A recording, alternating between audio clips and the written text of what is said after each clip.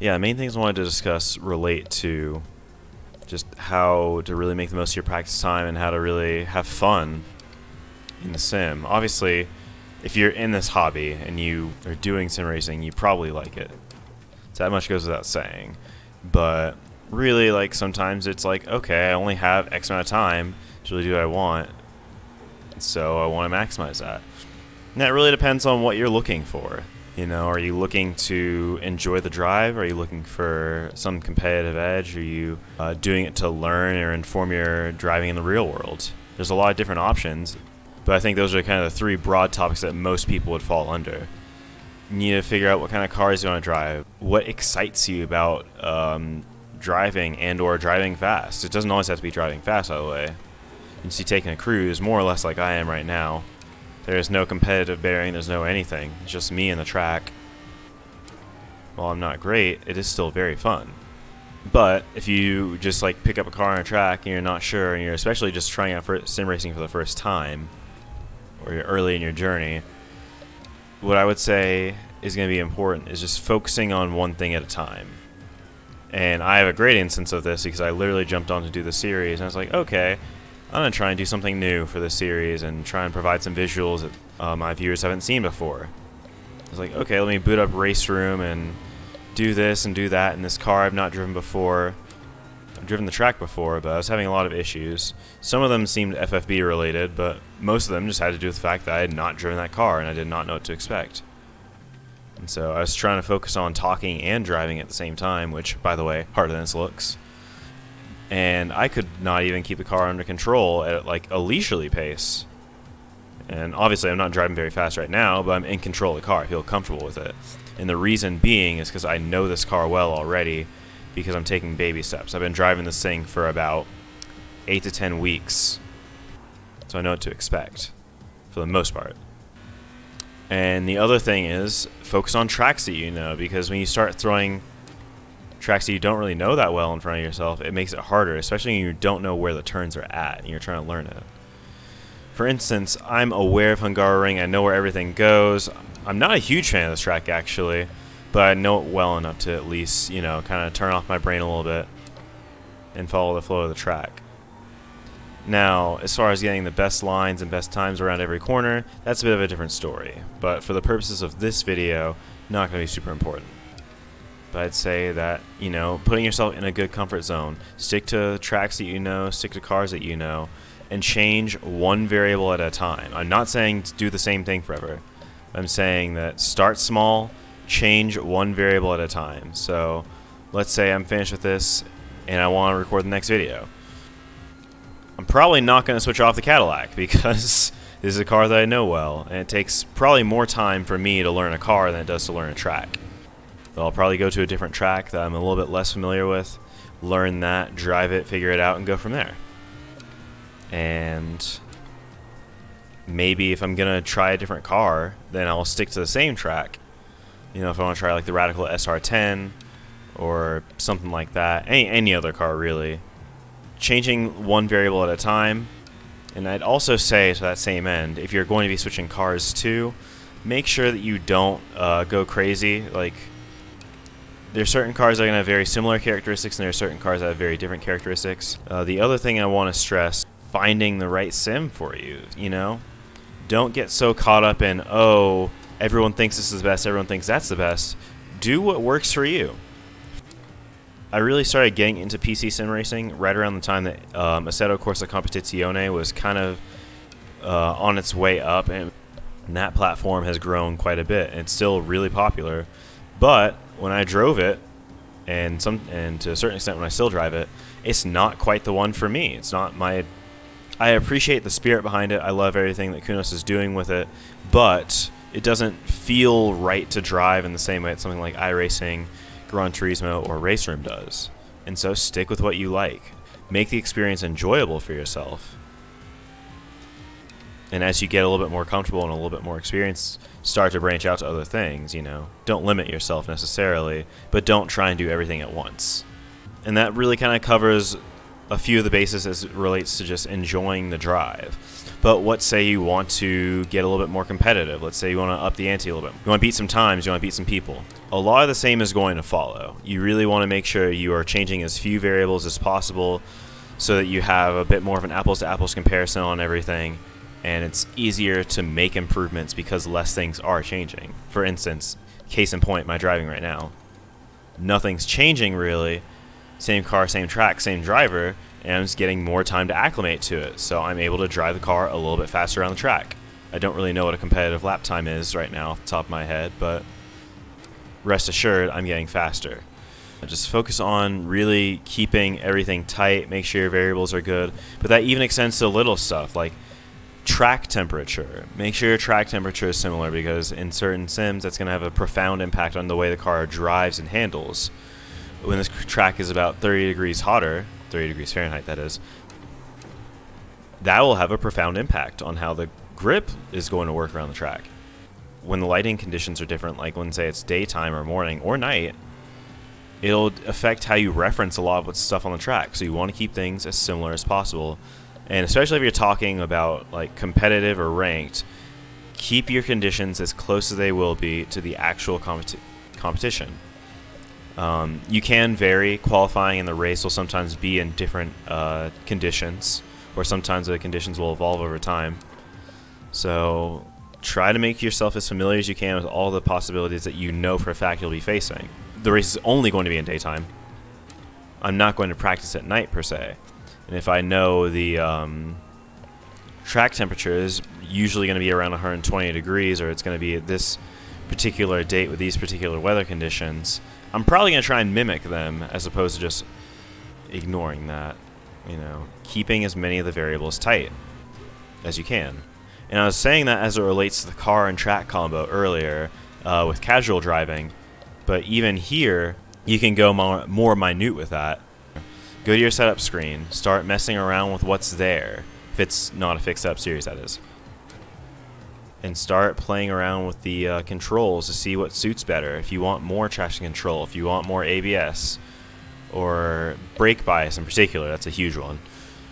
But don't play around with too many variables at once. Try to change as little as possible so you have a good idea of what you're affecting and how you're affecting it. The first thing you want to do really when you're focusing on getting your bearings for a race or for a competition for anything is start slow. You do not want to try and go all out immediately. You don't want to try and do all of that because you're going to ultimately waste your time. If you're practicing for a race, it doesn't make a whole lot of sense if you're crashing all the time.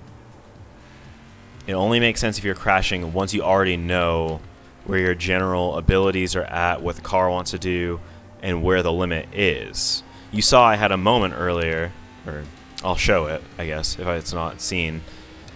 I had a moment earlier where I very nearly lost control of the car, but I was able to keep it gathered for two reasons. The first is that I had a pretty good idea that I was about to go over the limit before it happened. And did I do enough to prevent it? No, I didn't. So that's why the car started to get away from me. But what did I do after that? I knew what was going to happen once it got past the limit, and so I responded appropriately, and the car eventually came back to me.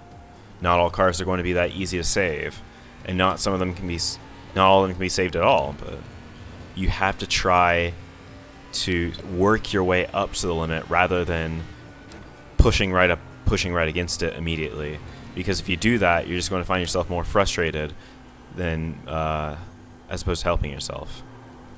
To really start improving, if you're talking about on the competitive side, and a good way to do that is referencing other people and referencing other data.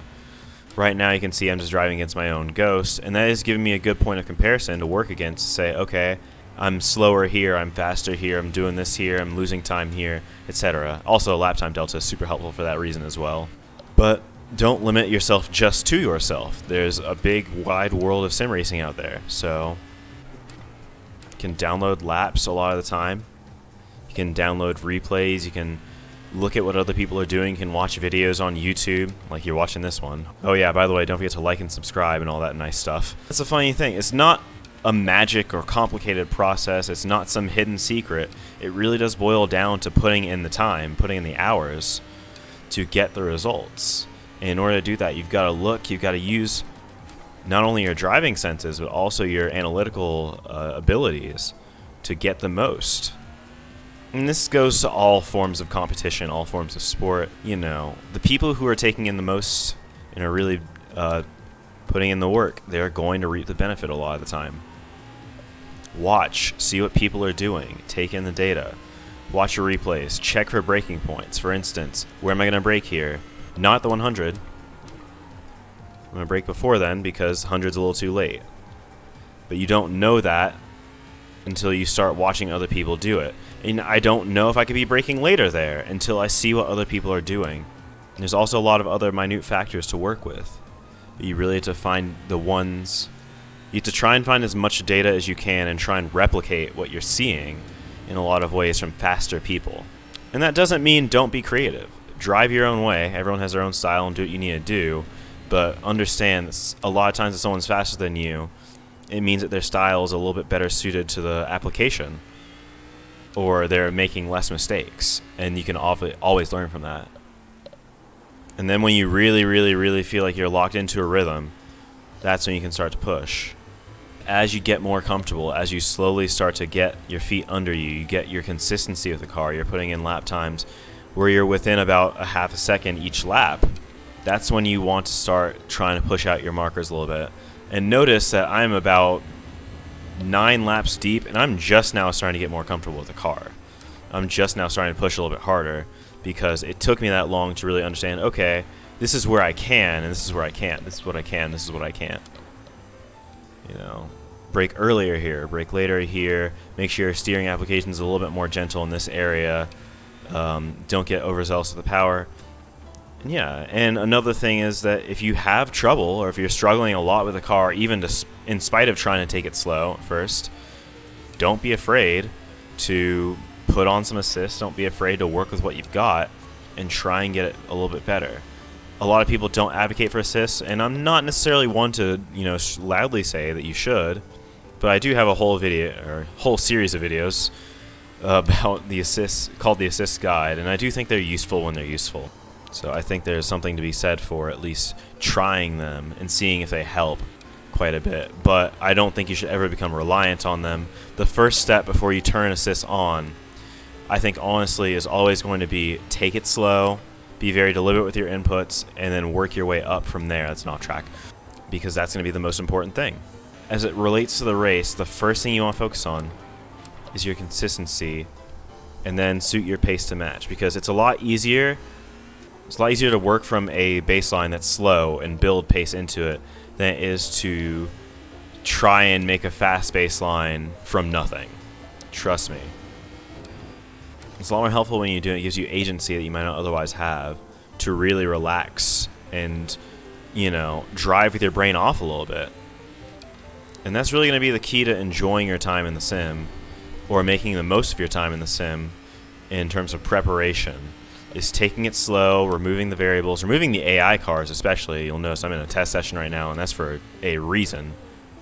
Sure, I can get better at driving a car in the midst of a race, but it's going to be a much more conducive environment to do it when I'm practicing, because it allows me to focus on much more minute details, it allows me to not get as distracted by certain things, and just really have fun with it.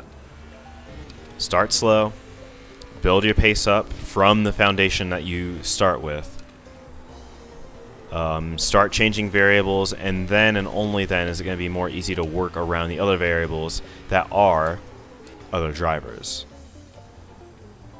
And that's going to be about everything. I'm going to go ahead and continue the session because I'm having a little too much fun, quite frankly.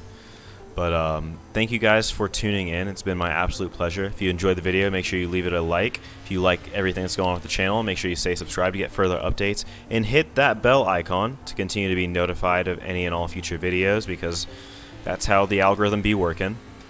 If you have any questions, comments, concerns, I'd love to see you down in the comment section. I try to make sure I'm responsive to a lot of stuff. And if you want to see the continuation of the series, I got plenty more to talk about. So yeah.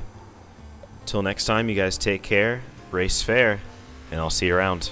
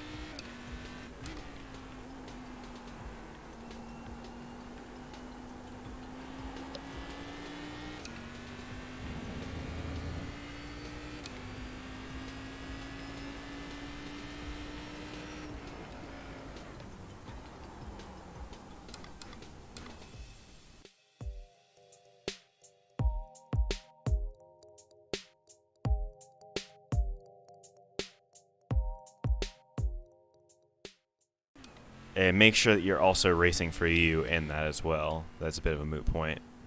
But determine what you're racing for. And hopefully not spinning at that.